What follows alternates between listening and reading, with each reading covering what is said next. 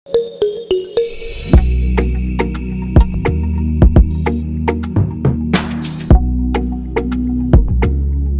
number 1 to 4.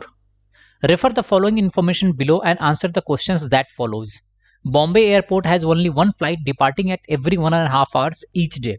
The last flight is for Singapore at 8 p.m. Flight for Japan is exactly at 12:30 p.m. and it's the third flight. The maximum time gap between two consecutive flights is between that for Singapore and Pakistan. First में क्या कह रहा है?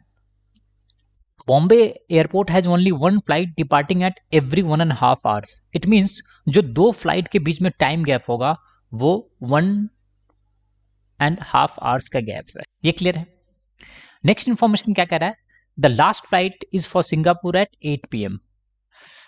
सो ये let's से आपने ये लिख लिया 8 PM, ठीक है, और ये फ्लाइट किसके लिए है? सिंगापुर के लिए, ठीक है. नाउ नेक्स्ट इंफॉर्मेशन क्या कह रहा है? Flight for Japan is exactly at 12:30 PM. So ये रहा आपका 12:30 और ये फ्लाइट है किसके लिए? जापान के लिए, ठीक है. और ये गिवन है कि ये थर्ड फ्लाइट है, ये थर्ड है. इट मींस इससे पहले फ्लाइट कितने बजे होगी? 11 o'clock पे, ठीक है. और ये कौन सा होगा? सेकेंड.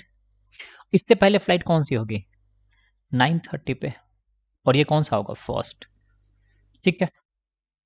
नेक्स्ट फ्लाइट यहाँ पे कौन सी होगी? ये 2 PM पे फ्लाइट होगी. फिर आपको फ्लाइट कब मिलेगी? 3:30 पे. 3:30 के बाद फ्लाइट कब होगी? 5 PM और फिर 6:30, ठीक है. और ये लास्ट फ्लाइट 8 PM पे. सो 1 2 3 ये रहा फोर्थ, ये fifth, sixth, seventh and 8th flight. क्या कह रहा है? The maximum time gap between two consecutive flights is between that for Singapore and Pakistan. तो दो कंसेक्यूटिव फ्लाइट्स के बीच में मैक्सिमम टाइम गैप कब होगा? जब सिंगापुर की फ्लाइट लास्ट फ्लाइट हो और नेक्स्ट शेड्यूल में, नेक्स्ट मॉर्निंग में जो 9:30 की फ्लाइट है उसको आप पाकिस्तान भेज दो. So that will be the maximum time gap. So 9:30 की जो फ्लाइट होगी वो कहां जाएगी? ये पाकिस्तान जाएगी. ये क्लियर है? Now flight for France is fifth flight. So fifth flight कहां जा रही है? फ्रांस जा रही है. And is followed by Canada. तो कनाडा की फ्लाइट कौन सी हो जाएगी? 6 हो जाएगी. सो ये रहा आपका कनाडा की फ्लाइट. नेक्स्ट इंफॉर्मेशन में क्या कह रहा है कि time gap between France and Nepal is same as between Australia and Korea. So France और नेपाल के बीच में जो टाइम गैप है वो इक्वल है ऑस्ट्रेलिया और कोरिया के बीच में, ठीक है. ये एक एडिशनल इंफॉर्मेशन है आपको. इंफॉर्मेशन बस आपको इतना गिवन है. क्वेश्चन नंबर फर्स्ट में क्या कह रहा है? First flight is for. तो ऑफ कोर्स यहाँ पे फर्स्ट फ्लाइट किसके लिए होगा? पाकिस्तान के लिए होगा. सो हमारा आंसर क्या होगा? Option number B. Question number 2 में क्या कह रहा है? If the second last flight is for Nepal. अब यहाँ पे सेकंड लास्ट फ्लाइट की बात कर रहा है. इट मींस जो 6:30 की फ्लाइट है वो किसके लिए बोल रहा है? नेपाल के लिए. कह रहा है if the second last flight is for Nepal then the flight for Australia is dash flight.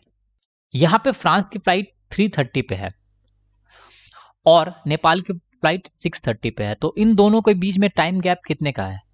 3 hours का टाइम गैप है, ठीक है.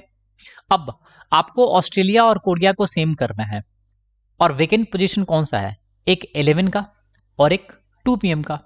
तो यहां पे सेकंड हो सकता है ऑस्ट्रेलिया और फोर्थ हो सकता है कोरिया.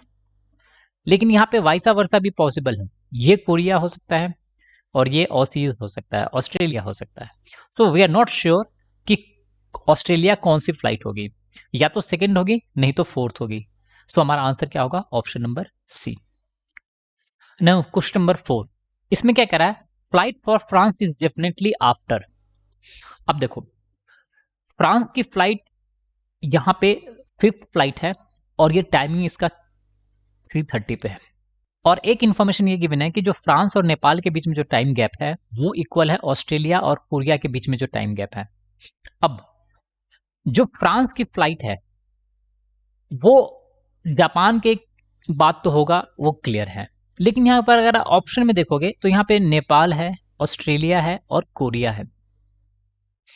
यहां पे तीनों सिचुएशन चेंज हो रहा है। आपने सेकंड क्वेश्चन में देखा था, यहां पे 6:30 पे अगर आप नेपाल की फ्लाइट कर दोगे तो उस केस में ऑस्ट्रेलिया सेकंड और कोरिया फोर्थ हो जाएगा, सही सुनो। और ये वाइसा वर्सा, कोरिया और ऑस्ट्रेलिया, तो ये भी पोजीशन चेंज हो रहा है, सही सुनो। तो यहां पे किसी का भी पोजीशन फिक्स नहीं है। तो फ्रांस के फ्लाइट को आप डेफिनेटली किसके बाद है वो भी आप नहीं बोल सकते हो, सिंस ये सारे अपने आप में चेंज होने वाला है। जैसे सेकंड केस में नेपाल की फ्लाइट सेकंड भी हो सकती है। अगर नेपाल की फ्लाइट सेकंड है तो अब फ्रांस और नेपाल के बीच में गैप कितना हो जाएगा, 4.5 आवर्स का गैप हो जाएगा, 4 आवर और 30 मिनट का गैप हो जाएगा। उस केस में आपके लिए वेकेंट पोजीशन कौन कौन सा होगा, एक होगा 2 PM का और एक होगा 6:30 PM का, जिसमें आप ऑस्ट्रेलिया और कोरिया को एडजस्ट कर सकते हो, सही सुनो। तो उस केस में ये दोनों आपस में फिर से इंटरचेंज होने लगेंगे, ये कोरिया और ये ऑस्ट्रेलिया। तो यहां पे ये कहना कि फ्रांस की फ्लाइट डेफिनेटली इस फ्लाइट के बाद होगी वो संभव नहीं है। तो हमारा आंसर क्या होगा, option number D. Now question number 3 में क्या कह रहा है, if the flight for Nepal is 10:30 AM, flight for Korea could be. देखो, अब आपने नेपाल की फ्लाइट को प्रीपोन कर दिया है और वो हो गया है कितना, 10:30 पे, सही सुनो। अगर आपने इसको प्रीपोन किया है तो बाकी सारे के टाइम को आपको क्या करना होगा, प्रीपोन करना होगा, सही सुनो।